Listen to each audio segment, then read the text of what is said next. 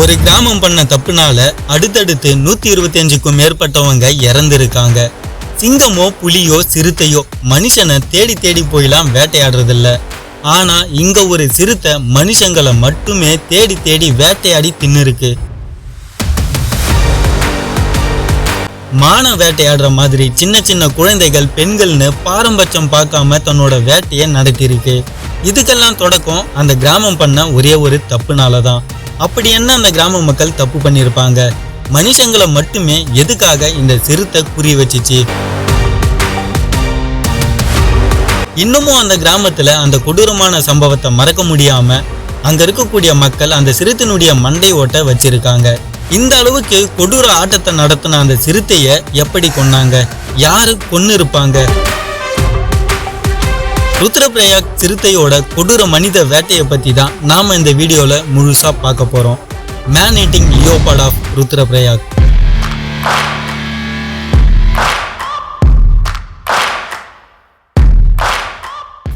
ஒரு சிறுத்தையால அங்க இருக்கக்கூடிய மக்கள் வீட்டை விட்டு வெளியே வரவே பயந்தாங்க.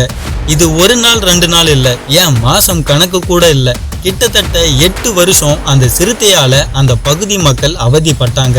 உத்தரகண்ட் மாநிலத்துல ருத்ரபிரயாக்னு ஒரு இடம் இருக்கு. சுத்தி மலைப்பகுதி, காடுகள், ஆறுகள்னு இயற்கையால சூழப்பட்ட ஒரு இடம். கேதார்நாத் யாத்திரைக்கு போறவங்களும் இந்த வழித்தடத்தை தான் பயன்படுத்துவாங்க. இந்த சம்பவம் நடந்தது 1918 இருந்து 1926 வரைக்கும். கிட்டத்தட்ட 8 வருஷம் ஒரு சிறுத்தை மனித வேட்டையாடி இருக்கு. அந்த சிறுத்தை மனுஷனை வேட்டையாட தூண்டுனதும் அங்க இருக்கக்கூடிய மக்கள் தான். அந்த காலகட்டத்துல அங்க இருக்கக்கூடிய பகுதிகளில் யாராச்சும் நோய் தாக்கி இறந்தாங்கன்னா அதை சரியா அடக்கம் பண்ணாம விட்டுருவாங்க. அந்த பகுதி காடுகளை சுத்தி இருக்கிறதுனால நரி மாதிரியான விலங்கு அந்த சரியா அடக்கம் செய்யாத பிணத்தை நாசம் பண்ணும், தன்னோட இரையாவும் மாத்திக்கும்.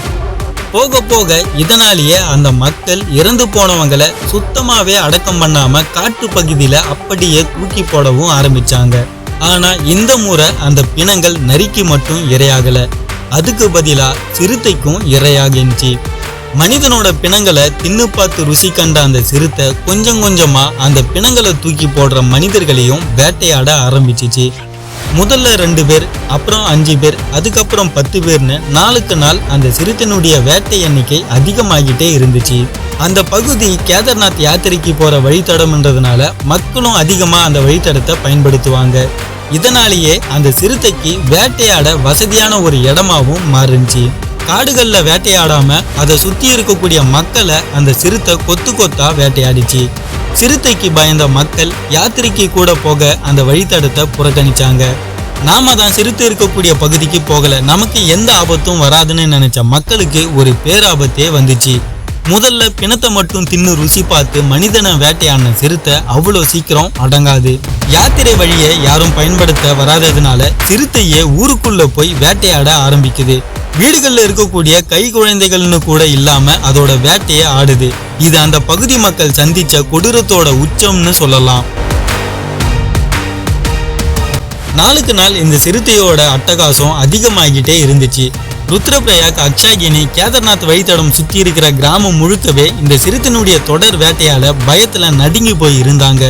இந்த சிறுத்தை ஊருக்குள்ள வராம இருக்க இரவு முழுக்க ஒலி எழுப்பிட்டும் நெருப்பை எரிய வச்சும் விடிய விடிய தூங்காம கூட அந்த மக்கள் அவதிப்பட்டாங்க. ஆனா ஒரு ராட்சசன் மாதிரி எப்படியாச்சும் தன்னோட வேட்டையை அந்த ஊருக்குள்ள அந்த சிறுத்தை நடத்திடும். அப்போ இருந்த அரசனால கூட இதை நிறுத்த முடியாமவும் இந்த சிறுத்தையை அடக்க முடியாமவும் திணறினாங்க. இந்த சிறுத்தையை பத்தி கேள்விப்பட்ட சில பேர் அந்த சிறுத்தையை வேட்டையாடவும் முன் வந்தாங்க. ஆனா எல்லாமே தோல்வியிலேயே முடிஞ்சது. அந்த பகுதி மக்கள் படுற பாடு இப்படியே 8 வருஷம் கடந்துச்சு. மனிதனை வேட்டையாடின சிறுத்தை எப்போ ஊருக்குள்ள போனோம், எங்க வேட்டையாட முடியும்ன்ற வரைக்கும் தெரிஞ்சு தந்திரமா தன்னோட வேட்டையை நடத்துச்சு. இதுக்கப்புறமும் இந்த சிறுத்தையை விட்டா ஒட்டுமொத்த கிராமமே இருக்காதுன்னு முடிவு பண்ணி சிங்கம் புலின்னு வேட்டையாடுற சிறந்த வேட்டையாளரை தேட ஆரம்பிச்சாங்க. அப்போதான் அந்த சிறுத்தைக்கு முடிவு கட்ட வந்தாரு ஜிம் கார்பெட். இவர் ஏற்கனவே பல புலிகளை வேட்டையாடி இருக்காரு. விலங்குகளோட வேட்டையை பத்தி தெரிஞ்ச தெளிவான வேட்டையாளி. 1926 ருத்ரபிரயாக் வந்தாரு. வந்த முதல் 10 நாள் அவரால் அந்த சிறுத்தையை கண்டுபிடிக்க முடியல. ஏன் அந்த சிறுத்தையினுடைய காலடி தடத்தை கூட நெருங்க முடியல. அங்க இருக்கக்கூடிய வீடுகள்ல பதுங்கி சிறுத்தைக்காக பல நாள் காத்திருந்தாரு. ஒரு இரவு நேரத்துல அந்த சிறுத்தை ஜிம் கார்பெட் கண்ணெதிரில கூட குழந்தைகளை தூக்கிட்டு போயிருக்கு. ஆனாலும் அவரால் எதுவும் பண்ண முடியல. அடுத்த முறை அந்த சிறுத்தைய கொன்னே ஆகணும்னு வலுவான ஒரு திட்டமும் போடுறாரு. 1926 மே 2 ஜிம் கார்பெட் அந்த சிறுத்தை வர வழியை கண்டுபிடிச்சு அந்த சிறுத்தைய கொன்னே ஆகணும்னு அந்த வழித்தடத்துல பதுங்கி அந்த சிறுத்தைக்காக காத்திருந்தாரு. இடியும் மழையும் நடுங்க வைக்கிற காட்டுல 1 மணிக்கு அந்த சிறுத்தை அந்த வழியில வந்துச்சு. மின்னலோட வெளிச்சத்துல அந்த சிறுத்தையோட ஜொலிக்கிற கண்ணை ஜிம் கார்பெட் பாக்குறாரு. கொஞ்சம் கூட தாமதிக்காம தன்னோட துப்பாக்கியை எடுத்து அந்த சிறுத்தைய பார்த்து சுட்டாரு. சிறுத்தையும் இறந்துடுச்சு. இறந்து போன அந்த சிறுத்தையோட உடலை ஊருக்குள்ள கொண்டு வந்தாரு. 8 வருஷம் அந்த சிறுத்தையால கஷ்டப்பட்ட மக்கள் அந்த சிறுத்தை இறந்ததை பார்த்து கொண்டாடினாங்க. ஜிம் கார்பெட் அந்த சிறுத்தையை பற்றி மேன் ஈட்டிங் லியோபார்ட் ஆஃப் ருத்ரபிரயாக்னு புத்தகம் கூட வெளியிட்டாரு. உலகம் முழுக்க இந்த சிறுத்தையை பற்றி தெரிய வந்துச்சு. கொடூரமான மேன் ஈட்டிங் லியோபார்ட்னா அது ருத்ரபிரயாக் சிறுத்தை தான். மக்கள் பண்ண தப்புனால 8 வருஷம் பல துன்பத்தை அந்த சிறுத்தையினால அனுபவிச்சாங்க.